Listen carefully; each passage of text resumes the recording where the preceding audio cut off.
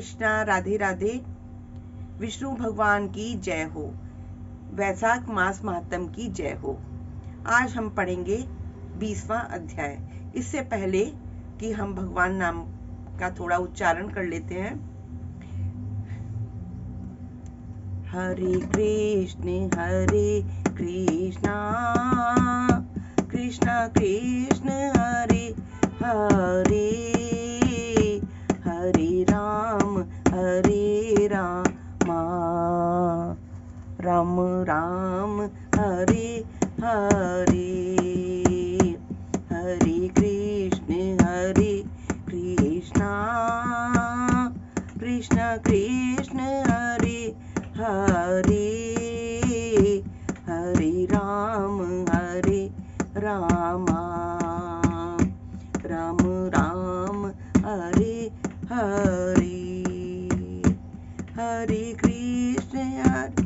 कृष्ण कृष्ण कृष्ण हरे हरे, हरे राम राम राम हरे हरे, हरे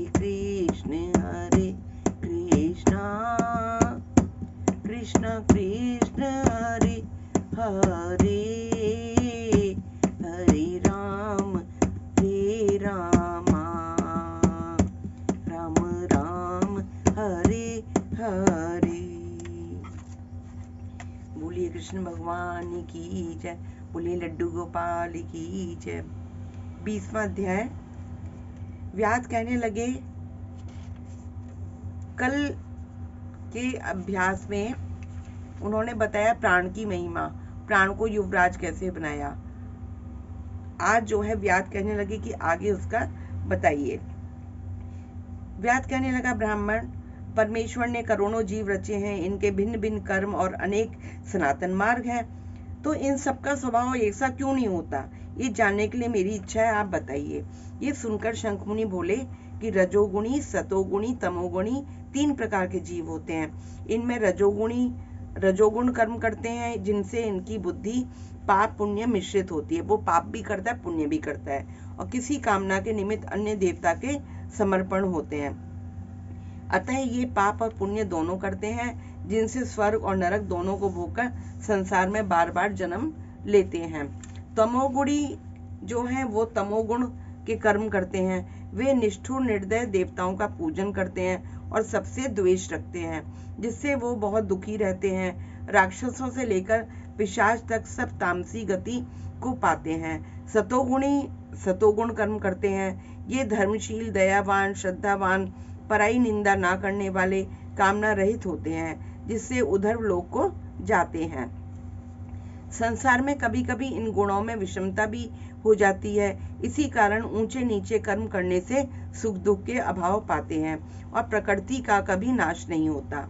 अपने अपने गुणों के कर्मों के फल से सभी को भोगने पड़ते हैं। पूर्ण काम विष्णु भगवान में कोई विषमता नहीं, वे उत्पत्ति, पालन और संहार समान सब बराबर करते हैं।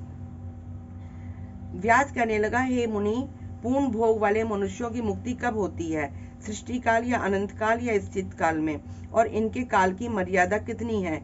तब शंख बोले, 4 सहस्त्र युग ब्रह्मा जी का एक दिन और इतनी ही एक रात्रि होती है, जो मिलाकर ब्रह्मा का एक दिन होता है। 15 दिन का एक पक्ष होता है और 2 पक्षों का एक मास होता है।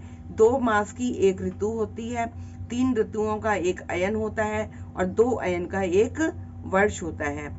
इसी प्रकार ब्रह्मा जी के 100 वर्ष बीत जाने पर एक ब्रह्मकल्प पूरा होता है, वही प्रलय का समय है, ऐसा देवताओं का मत है। प्रलय 3 प्रकार की होती हैं। एक मानव प्रलय, जब मनुष्यों का अंत होता है। दूसरी दैनंदिनी प्रलय, ब्रह्मा जी के दिन की समाप्ति के समय होती है। तीसरा ब्रह्म प्रलय, जो ब्रह्मा जी के लय के समान समय होती है। 14 मनु के प्रलय होने पर एक दैनंदिनी प्रलय होती है। इन प्रलयों की उतनी ही अवधि पर्यंत स्थिति रहती है। मनवंतर प्रलय में भूभर्व स्वयं तीनों लोगों का लय होकर चेतन जीवों का नाश होता है। अंत में चेतन जीवों की पुनः उत्पत्ति होती है और वह और हे व्याध, दैनंदिनी प्रलय में ब्रह्मा जी के शयन करने पर चेतन अधिभूत जीवों सहित लोकों और लोकस्थ नाम सबका नाश होता है, केवल सत्य लोक रह जाता है। कोई कोई तत्वाभिमानी देवता और मुनि और सत्य लोक के शयन करने वाले ही बचे रहते हैं। वे सब कल्पांत के अंत तक सोते रहते हैं। फिर रात्रि के समाप्त होने पर पूर्व सृष्टि के अनुसार ब्रह्मा जी सृष्टि की पुनः रचना करते हैं। ऋषि, देव, पृथलोक और वर्ण धर्मों सहित चारों वर्णों को अलग अलग रचते हैं। तब चक्रधारी विष्णु के 10 अवतार पुनः नियम के अनुसार होते हैं। जो देवता ऋषि ब्रह्मा जी के संग मुक्ति पाने वाले हैं वे ब्रह्मलोक में रहते हैं, और जो राजा, साधु, सिद्धि को प्राप्त हुए ब्रह्मलोकवासी हैं वे सब सत्यलोक में ही स्थिर रहते हैं, फिर यहाँ नहीं आते। कलयुग समाप्त होने पर दैत्यों का नाश होता है, फिर वे अपने कर्मों के अनुसार वैसे ही कर्म करने वाले होते हैं और अपने निर्णय स्थान में अपने अपने गोत्रों में जन्म लेते हैं। अब तेरे सामने सृष्टि काल और मुक्ति काल वर्णन करूंगा, सो सावधान होकर सुन। देवाधिदेव भगवान का एक निमेष ब्रह्मा जी के कल्प के बराबर होता है। तदंतर भगवान का उतना ही उन्मेष अर्थात पलक का खुलना होता है। निमेष के अंत में उन्हें अपने कुक्षिस्थ लोगों के सृजन की इच्छा होती है। जब ब्रह्मा से लेकर मनुष्य तक विष्णु की कुशक्ति होकर भी ध्यान में अवस्थित रहते हैं। भगवान मुक्ति देकर महात्माओं को तत्व ज्ञान रूपी सारुष्य मुक्ति देते हैं। किसी को समीप मुक्ति देते हैं और किसी को सालोक्य मुक्ति देते हैं। प्रद्युम्न से सृष्टि के रचने का विचार करके माया, जया, कृति और शांति आदि शक्ति से युक्त महाविष्णु भगवान भिन्न कर्म और आशय वाले लोक की रचना करते हैं और स्वयं पूर्वकाल नेत्र खोलने के अंत में फिर विष्णु भगवान योग माया का आश्रय लेते हैं। यह सब उस महात्मा का अवर्णनीय काम है। ये कार्य ब्रह्मादिक और योगियों द्वारा अकथनीय है। ये सुनकर व्याध ने पूछा, हे महाराज, भगवान भागवत धर्म कौन से हैं और किन धर्मों से विष्णु भगवान प्रसन्न होते हैं? व्याध के ऐसा कहने पर शंख बोले, जिनका चित्त सदा विष्णु भगवान के चरणों में और हरि स्मरण में रहता है, जो लोग ममताहीन रहते हैं, सदाचारी परोपकार करते हैं और जो सदा विष्णु भक्त हैं, वही भागवत धर्म है। सब देशों में घूमना, सब कर्मों को करना, धर्मों को सुनना, परंतु चित्त को विषयों में रखने वाले कुछ भी नहीं कर सकते। कामना रहित होकर श्रद्धा पूर्वक जो विष्णु संबंधी कर्म किए जाते हैं, वही भागवत धर्म है। इस लोक में और परलोक में सुख देने वाले क्षीर सागर में लक्ष्मी जी को भगवान ने वैशाख के धर्म बतलाए, जो विष्णु भगवान को प्रसन्न करते हैं।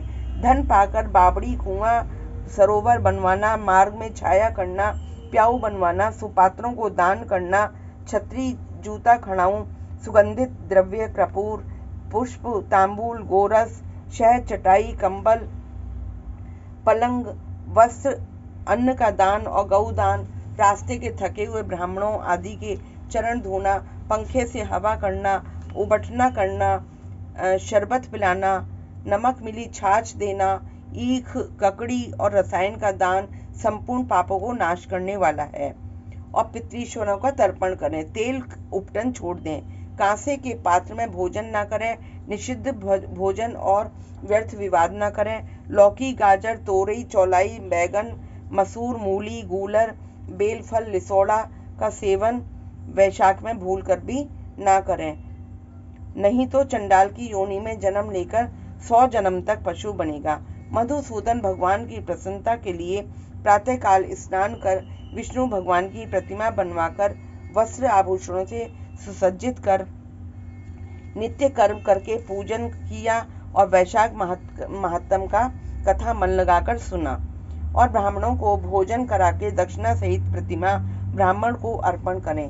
वैशाख की द्वादशी को दही और अन्नदान, जल का घड़ा, तांबूल, फल दक्षिणा योग्य ब्राह्मण को दें। धर्मराज को प्रसन्न करने के लिए दही, अन्न, तांबूल दक्षिणा दान करें। पहले दही और अन्न से पितृश्वरों की तृप्ति करें और फिर अक्षत दें, फिर गुरु और विष्णु को दें। यथाशक्ति गौदान करके वैकुंठ प्राप्ति के निमित्त विष्णु भगवान से प्रार्थना करें। ऐसा करने से सब पापों से छूट अपने 100 कुलों का उद्धार करके सूर्य मंडल को वेद कर विष्णु के परम धाम को जाता है। जब शुद्धदेव जी वैशाख मास के महात्म की कथा कह रहे थे, इतने में ही वहां पे पंचशाखी वृक्ष पृथ्वी पर गिर पड़ा।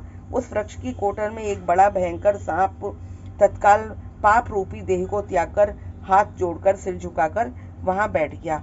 अब इसकी आगे की कथा हम 21वें अध्याय में सुनेंगे कि उस सर्प ने जो कोटर में बैठा था उसका क्या हुआ।